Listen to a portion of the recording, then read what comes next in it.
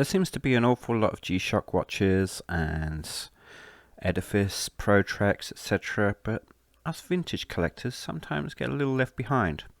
But now and then we do get something special.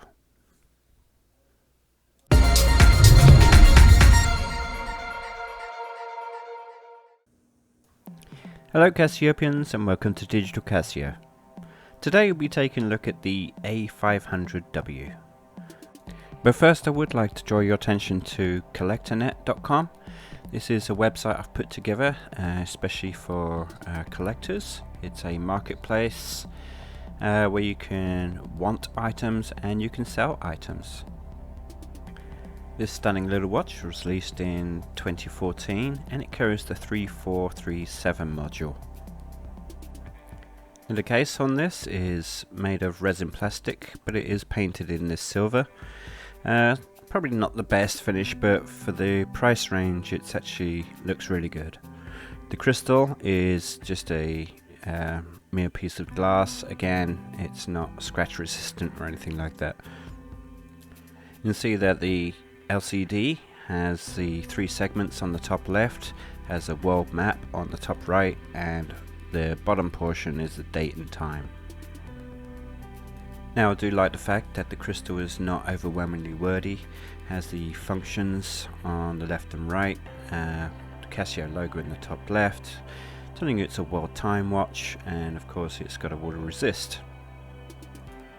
Now this watch is based heavily on the A500W, which was released in 1987, which carried the 643 module. Now it is interesting to note that the world map on the A500W is much more well defined than it is on the current A500W. So this watch has 4 protruding buttons, 2 on the left and 2 on the right. The mirror finish continues all the way down to the lugs, and then where it is joined onto the stainless steel band. The clasp adjustment is your regular clasp with the adjustable piece, and the buckle has the Casio logo. You can see here the serial number of the band itself, and the stainless steel back, which has 4 screws holding it on.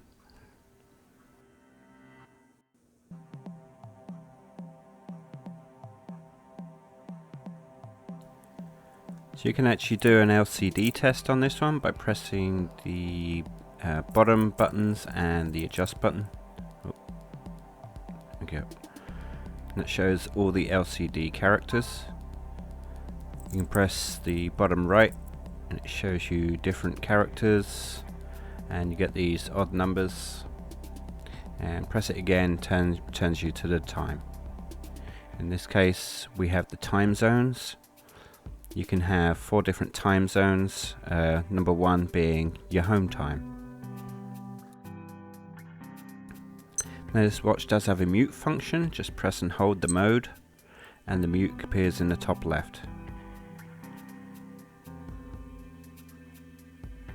Hold it again to turn it off. So we'll set the time on this by pressing and holding the adjust button, and the seconds will start to flash. We use a combination of the bottom right and bottom left buttons to advance forwards and backwards through the different sections. Our current time zone we can change to whatever we want to.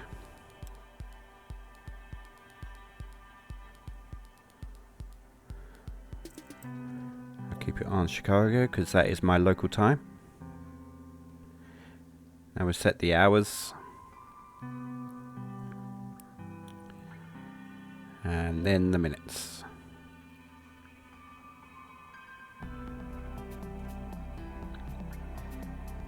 Now we can change the format from 12 to 24 hours. Personally I prefer 12 hours with the PM indicator. The calendar runs from the year 2000 to 2099, so if you are actually watching this in the year 2100, I'm sorry, you are out of luck. I wonder if this video will still be there then. Anyway, we'll move on to the month. We call this June, and we'll set the date to 15th.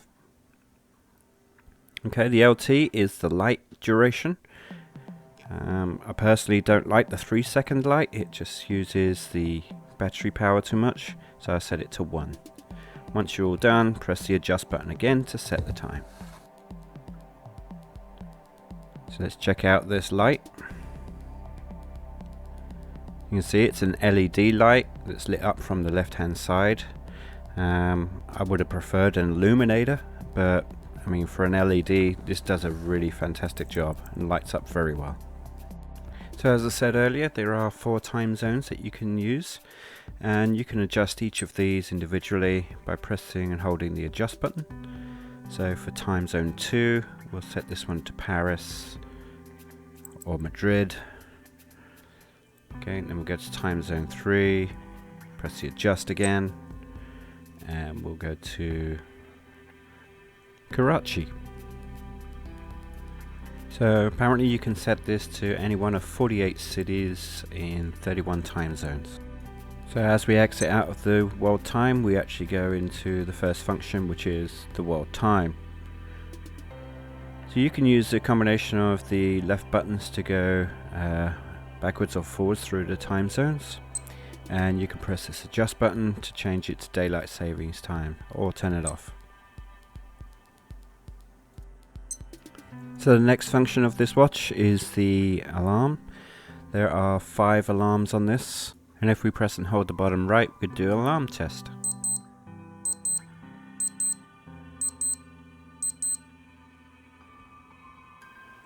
So you can scroll through the alarms by pressing the bottom right, and the 6th one here is the hourly signal, which we can press the adjust to turn it on or off.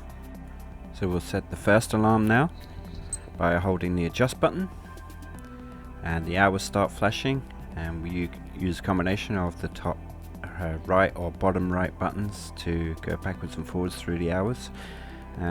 Press the mode button to go through to select the minutes. So the 1 signifies it's have a once only or daily, and the alarm's going off.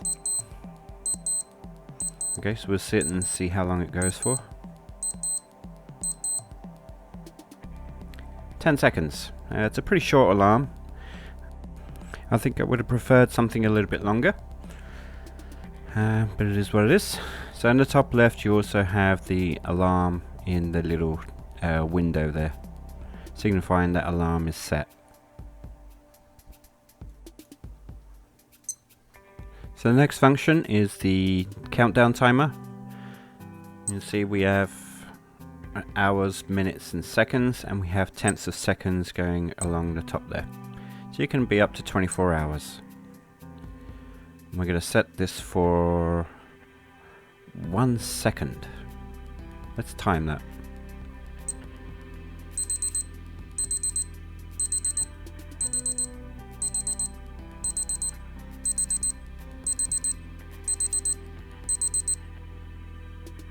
So again, we have a 10-second countdown timer alarm. There is no repeat function on this. So I'll just reset this back to a 1-minute timer. I'm not going to start it again, just I'm OCD.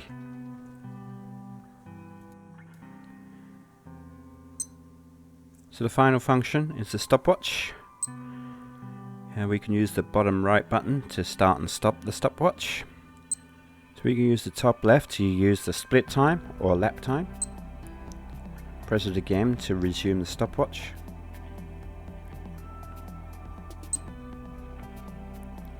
So with the split time, you see it's flashing there. That's because the stopwatch is still running. So we can stop the stopwatch and see the 2 times.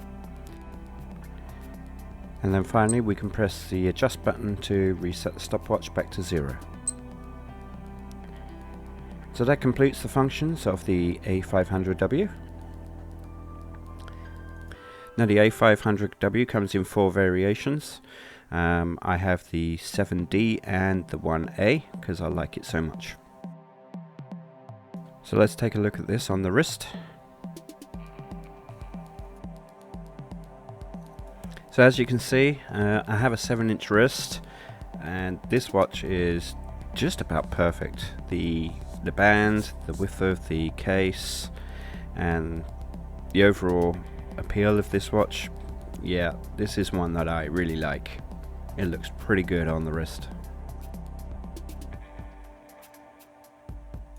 So it's got a good weight to it too. It's not too heavy and it's not too light. Coming in at just 50 grams. This is just right. So there you have it. That's the A500W.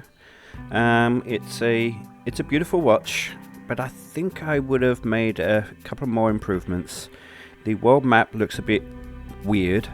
I would have preferred the original world map on there, and probably the dot matrix for the day of the week as well, like it had on the A300U. But overall, it's a stunning looking watch, and this is something the Casio need to do from time to time. It's released watches based on old vintage watches from the 80s, maybe even the 90s too. So I'm going to give this one a 9 out of 10. So if you like this video, please leave a thumbs up, and if you are new to the channel, please consider subscribing because it helps out the channel. And I will leave you with the specs. Ta-ra!